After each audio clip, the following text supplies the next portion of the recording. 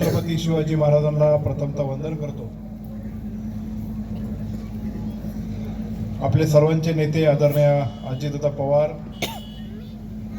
आदरणीय वल्लभशेठ बेनके साहेब, आदरणीय निवृत्ती शेठ शेरकर, आदरणीय शिवाजीदादा काळे यांच्या प्रती नतमस्तक होतो। व्यासपीठावरचे सर्वच मान्यवर बंधू भगिनी, उशीर खूप झालाय, उद्या महाशिवरात्र आहे।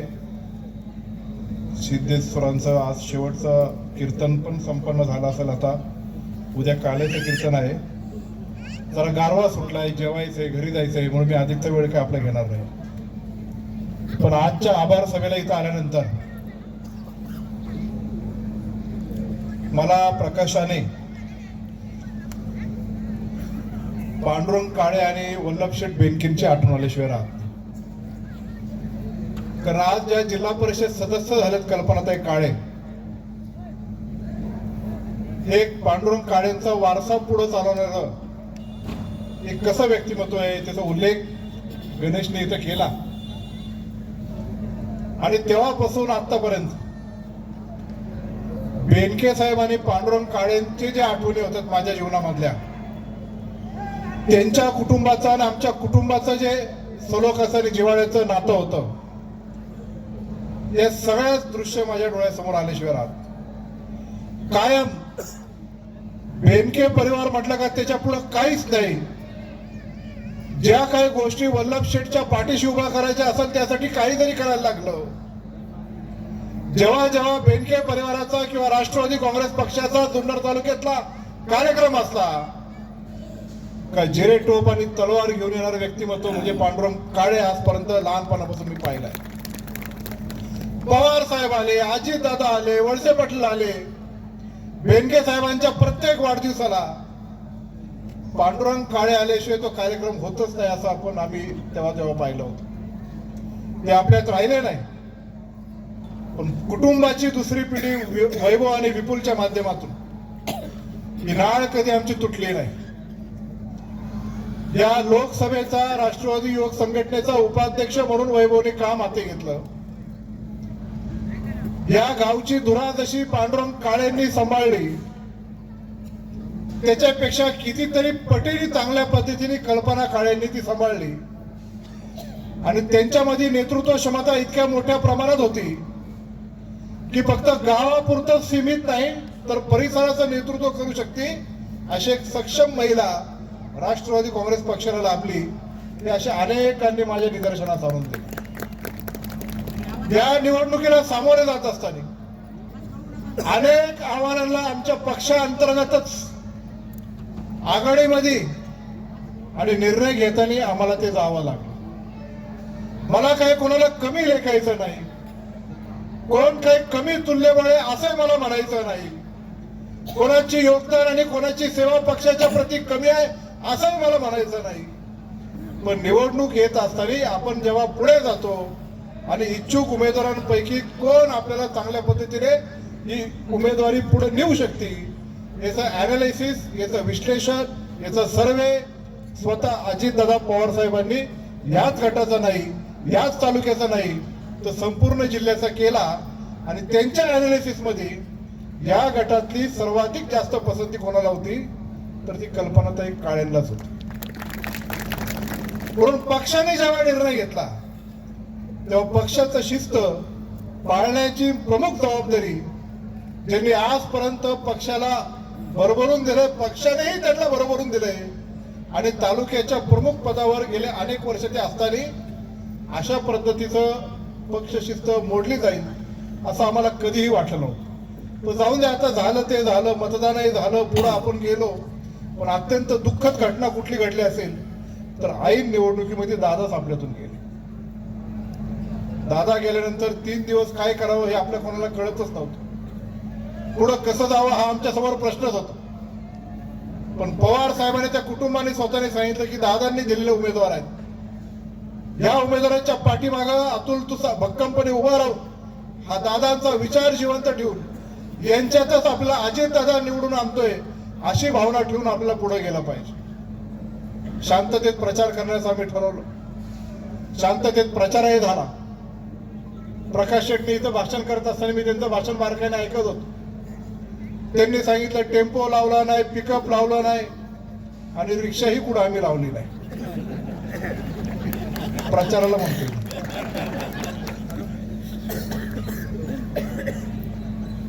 पण शांततेत आवाहन करून, तरुणांचं संघटन करून, सर्वसामान्य राष्ट्रवादी काँग्रेस पक्षाच्या संघटनेवर बळ देऊन कल्पनाताई जिल्हा परिषदेचे सदस्य झाले. पलीकडच्या पक्षातले काही लोक असे होते की त्यांनी सुद्धा सांगितलंय की अजितदादांनी निर्णय अत्यंत उत्तम घेतले. पलीकडच्या काही पक्षाच्या लोकांनी सुद्धा कल्पनाताईला मदत केली. विघ्नार कारखान्याचे चेअरमन सत्यशील दादांचा हुकूम होता, आदेश होता. आणि या गटातले 3 डायरेक्टर, कोण डायरेक्टर मी नाव घेणार नाही, पण 3 डायरेक्टर त्यांनी त्यांच्या परीने आपल्या राष्ट्रवादी काँग्रेस पक्षाच्या पदरामध्ये काही ना काही माप टाकण्याचा प्रयत्न केला. त्यांचा पण मी मनपूर्वक आभार मानतो. आपण जर पाहिलं तर याच गावची कन्या शारदाताईंनी तो उल्लेख केला. 2007 ची त्यांना आठवण झाली. पण तीच सेम परिस्थिती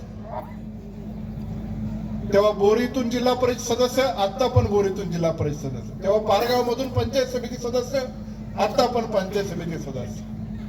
ठीक आहे, पलीकडच्या घरात आपण कमी पडलो असतो, पण लढाई लढत असताना जे आव्हानं आपल्या समोर आली ते अत्यंत चांगल्या पद्धतीने आपण पुढे पार पाडले. मला आभार मानायचे बोरी गावचा आणि बोरी खुर्द गावचा की त्यांनी गावचा उमेदवार म्हणून अत्यंत चांगल्या प्रकारचं मतदान प्रत्येक बूथला भरभरून केलं. मी बोरीकरांचं हे योगदान जे कल्पनाताई असतील, संभाजी शेठ असतील, त्यांच्या प्रति जे तुम्ही केलेलं आहेत ते आम्ही विसरणार नाही. विशेषतः हे गाव कायम राष्ट्रवादी काँग्रेस पक्ष, शरदचंद्रजी पवार साहेब, अजितदादा आणि वल्लभ शेठच्या मागे राहिलेलं गाव आहे. हा जो गट आहे हा कुकडी नदी आणि मीना नदीच्या किनारी असलेले गाव असला गट आहे. हा जो गट आहे त्याच्यामधून कुकडी कालवा आणि मीना शाखा कालवा गेलेला आहे. ही सगळी कामं पवार साहेबांच्या दूरदृष्टीने झाली. अचूक नियोजन वल्लभ शेठ बेनके साहेबांनी पाण्याचं तेव्हापासून केलं आणि बोरी गाव हे जुन्नर तालुक्यातलं आदर्श शेतकऱ्यांचं गाव निर्माण झालं. आणि इथले शेतकरी आदर्श आणि त्यांच्या पाठीमागे उभं राहून त्यांचा आदर्श घेऊन इतर तालुक्यातल्या लोकांनी मार्गक्रमण करणारे हे गाव आहे. या गावाला सिद्धेश्वर भगवानचा अत्यंत आशीर्वाद आहे. मला माझ्या दृष्टिकोनातून अत्यंत भाग्याचं वाटतं की सिद्धेश्वर देवस्थानला क वर्गाचा तीर्थक्षेत्राचा दर्जा आम्ही प्राप्त करून दिला अजितदादांच्या मदतीने. हे मी माझं भूषण सांगत नाही, माझं गर्व सांगत नाही, विलय मोठे केला सांगत नाही, पण ते देवाच्या चरणी मला सेवा करण्याचा मान मिळाला हे ते सिद्धेश्वराच्या चरणी माझा निश्चित प्रकारे एक भाग्याची गोष्ट आहे असं मला वाटतं. या गावात आपण भरपूर कामं केली. या गावामध्ये पुढे जात असताना पुष्पताई कोरडे असतील, आमचा युवराज असतील, टेबे वकील असतील, आमची सगळी इथली भावंड असतील, जीवाचं रान केलं. या गावाचं नाव महाराष्ट्रात 1 नंबर केलं की संपूर्ण गावाची मोजणी करून क प्रत काढून अजितदादा शेवटचा दौरा जेव्हा या तालुक्यात होता तेव्हा या सभागृहामध्ये त्यांचा कार्यक्रम झाला. आणि आपल्या बोरी गावाने जुन्नर तालुक्याने आणि पुणे जिल्ह्याने काम केलं. त्याचा गौरवकार आणि अभिमान स्वतः दादाला होता. या सगळ्या मंडळींनी केलं. या बोरी गावाला जिल्हा परिषद असेल, महाराष्ट्र शासन असेल, जिल्हा नियोजन असेल, आतापर्यंत मी काही कमी केलं नाही. पण जे हे गाव विकासाच्या माध्यमातून ज्या ज्या गोष्टी मागणी करेल त्याच्यासाठी अतुल बेनके जसा मागे तुमच्या पाठीमागे खंबीर उभा होता तीच विकासाची गती या गावाच्या प्रती आणि इतर गावांच्या प्रती पण आम्ही उभी केल्याशिवाय राहणार नाही. मला आभार मानायचे जाधववाडीकरांचे. संदीप साहेब, मी तुमच्यावर जरा रागावलो की या गावामध्ये जाधववाडी चारी बाजूने जे रस्ते असतात ते काँक्रिटीकरण करायचं काम अजितदादांनी केलं. पण विधानसभेला जे मतदान झालं त्याच्यामधून जरा मनामध्ये खंत होती. पण ती खंत तुम्ही अजितदादांच्या पश्चात ही दूर केली. निश्चित प्रकारे त्या कुटुंबातला घटक म्हणून संदीप साहेब तुमचा आणि तुमच्या गावकऱ्यांचा मनपूर्वक आभार मानतो. मला निमगाव सावाकरांचा आभार मानायचा. ठीक आहे, मतदान कमी असेल, पण आमची जी भावंड असतील, किरण आणि त्यांचे सर्व सहकारी, रवी असेल, चंदाताई असतील, तुम्ही धाडसाने तिथे उभा राहिलात आणि पक्षाच्या प्रती प्रेम दाखवलं. मला निमगावच्या जे आमचे भावंड असतील, ज्यांनी आजपर्यंत राष्ट्रवादी काँग्रेस पक्षाला साथ दिली होती, जे माझ्या तरुण वयातले माझे सर्व साथीदार आहेत, मला त्यांनाही सांगलंय, ठीक आहे, तुमची भावना म्हणून तुम्ही एखादा निर्णय घेतला असेल, पण जे अजितदादा पवारांनी जे निमगावकरांना आणि सगळ्याला वैभव प्राप्त करून दिले, ते वैभव आता इथून पुढे कुठल्याच बाबतीत कमी करता कामा नाही. आपल्याला एक दिलाने एक विचाराने पुढे जायचं आहे.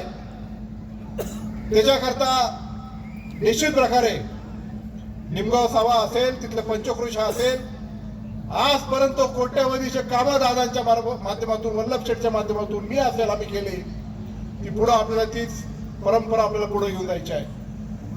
त्या गावामधली क्रीडा संकुल असेल, त्या गावामधलं आरोग्याचं दवाखान्याचं काम करायचं असेल, ते आपल्याला पुढे घेऊन जायचं आणि ते सुनेत्रा वहिनीशिवाय कोणीच घेऊन जाऊ शकत नाही. त्याच्यासाठी आम्ही इथं कटिबद्ध आहे. मला आभार मानायचे शिरोली आणि सुलतानपूरकरांचे. शिरोली मधली परिस्थिती अशी निर्माण झाली होती की जणू काय आपल्याला मतदान होतं का नाही. काही मंडळी इकडे यायची, परत 2 दिवसांनी पलीकडे जायची. कधी आज हा स्टेटस तर उद्या पलीकडचा स्टेटस. पण गड्यांनो, चांगली एकदम फकड्यागत तुम्ही बारी मारली आणि शिरोलीमध्ये चांगल्या प्रकारचं मतदान आम्हाला करून दिलं, त्याबद्दल तुमचं मनपूर्वक आभार मानतो. ठीक आहे, सगळा तरुण वर्ग एकवटला आणि तरुण वर्गांनी आमच्या शिरोलीतल्या आणि सर्व पट्ट्यातल्या, आता मला तरुणांना विशेषतः सांगायचं, पक्षांनी काच टाकलेली आहे, तरुणांना संधी आहे, पक्ष संघटनेमध्ये प्रमुख भूमिकेमध्ये हा तुमचा भाऊ अतुल बेनके तुमच्या पाठीमागे भक्कमपणे उभा आहे. जे आपल्या बाप दादांनी कष्ट केले, कमवले, आपल्याला शिकवलं, मोठं केलं, शेतीवाडी केले, कौलाचे घर बंगल्यामध्ये आणले, आपण मोठं झालोय, आपल्याला ते संस्कार विसरायचे नाही. चांगल्या पद्धतीने पुढे जायचंय, तरुणांची फौज घेऊन आपल्याला आता पुढे वाटचाल करायची, त्याच्याकरता आपल्याला सर्वांना एकत्रित पुढे जायचं. मला आभार मानायचे औरंगपूर करायचे. औरंगपूर मध्ये पण चांगल्या प्रकारचं मतदान दोन्ही उमेदवारांना चांगल्या पद्धतीने झालं. मतदानाच्या आदल्या दिवशी मी आलो होतो. आपल्या बजरंगबली मारुती रायाच्या मंदिराचं तिथं नवीन काम आपण केलं. त्याला 10 लाख रुपये मी दिले. मी तिथं सांगितलं, अरे बाबा मी नाही दिले, दादाने दिले. तुम्हाला दादांच्या प्रति श्रद्धांजली वाहण्याची संधी आहे, ती तुम्ही उद्या व्हाल अशी माझी अपेक्षा आहे. आणि खरोखर तुम्ही दादांच्या प्रति योगदान दिले असे म्हणेल. एक पुण्य कल्पनाताईच्या पत्रात आलंय, संभाजी शेठच्या पत्रात आलंय, पण औरंगपूर या तुम्ही गाववाल्यांनी चांगल्या प्रकारचं मतदान करून दाखवलं, त्याबद्दल आभार. मला तिथं आल्यानंतर आपले बबनराव डुकरे ना, त्यांची आठवण आल्याशिवाय राहिली नाही, बाबाजी कामटेंची आठवण आल्याशिवाय राहिली नाही. मी तर असं म्हणाल, बबनराव डुकरे जर असते ना तर निवडणुकीचा हा प्रसंग सुद्धा उद्भवला नसता. म्हणून त्यांच्याशी प्राखत्याने मला आठवण आल्याशिवाय राहत नाही. पारगावचं तर गोष्ट निराळी. संभाजी शेठ तुमचे सौभागी होती तेव्हा गावचे सरपंच होते. मी त्यांच्या मागे लागलो होतो की लताताईला जिल्हा परिषदला उभं करा.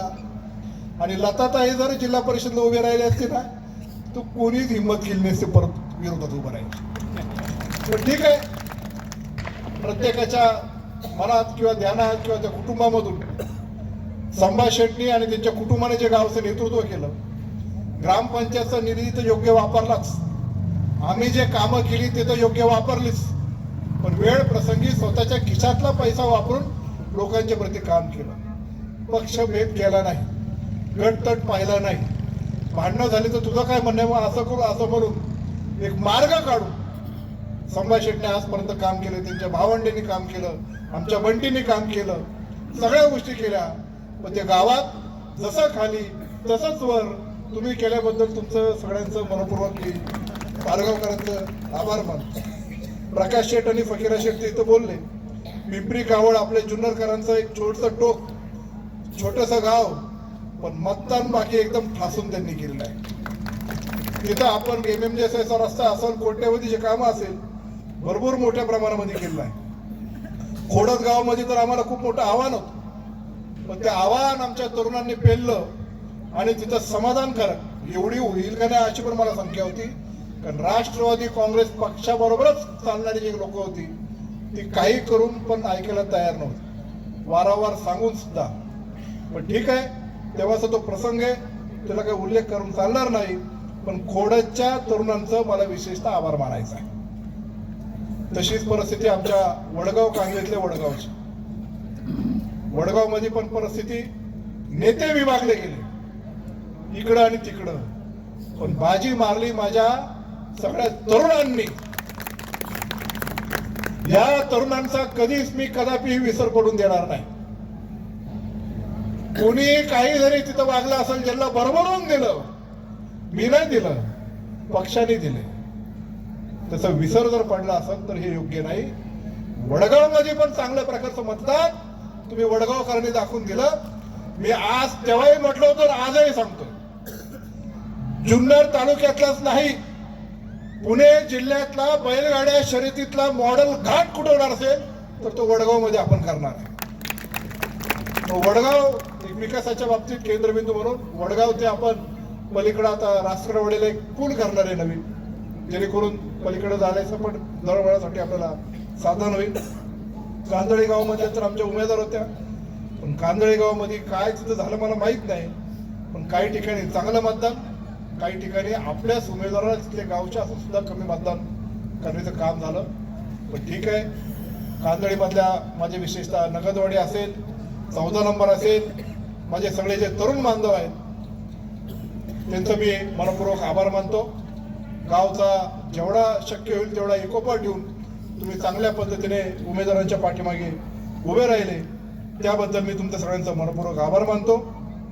मला आभार मानायचे येडगाव गावचे आणि बोरवडी गावचे, एकही बूथ मायनस नाही, सगळे बूथ अत्यंत भरभरून आणि 1 नंबरचं मतदान येडगाव मधल्या सगळ्या ग्रामस्थांनी केलं, त्याच्यामुळं त्यांचंही मी मनपूर्वक आभार मानतो. आता आपल्याला कामं करायची,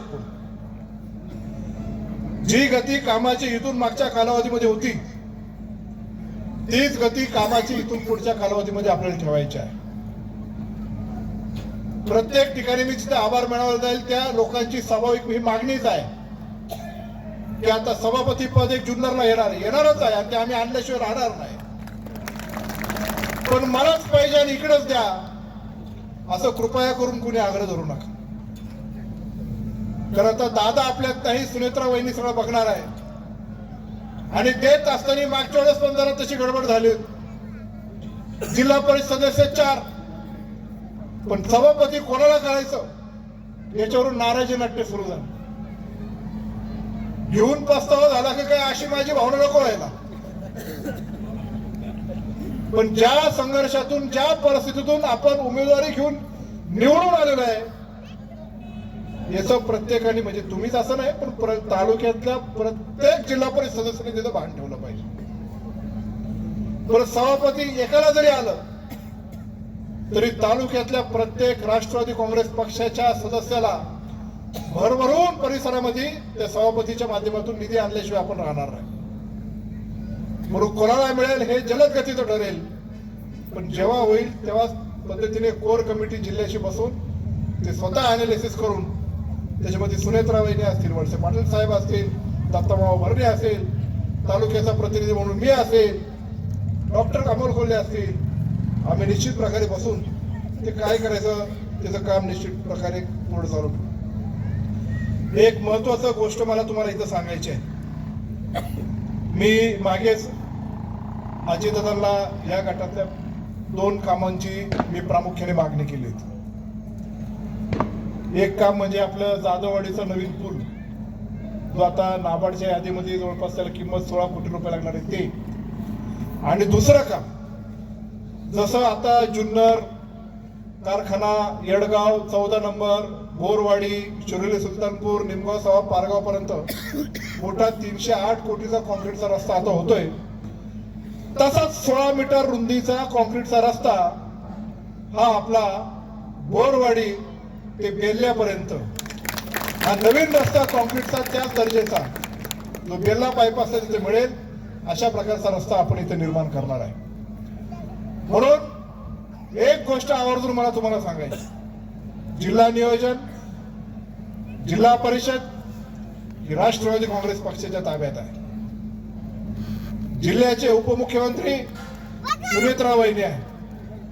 महायुतीचं सरकार जरी असलं तरी पवार फॅमिलीचं, पवार साहेब असतील, दादा असतील, नाही तर सुनेत्रा वहिनी असतील, तिन्ही पक्ष असले आणि तिन्ही नेते जरी असले तरी राष्ट्रवादी नेत्यांचं जास्तीचं अधिकचं प्रेम हे जुन्नर आणि पुणे जिल्ह्यावर आहे.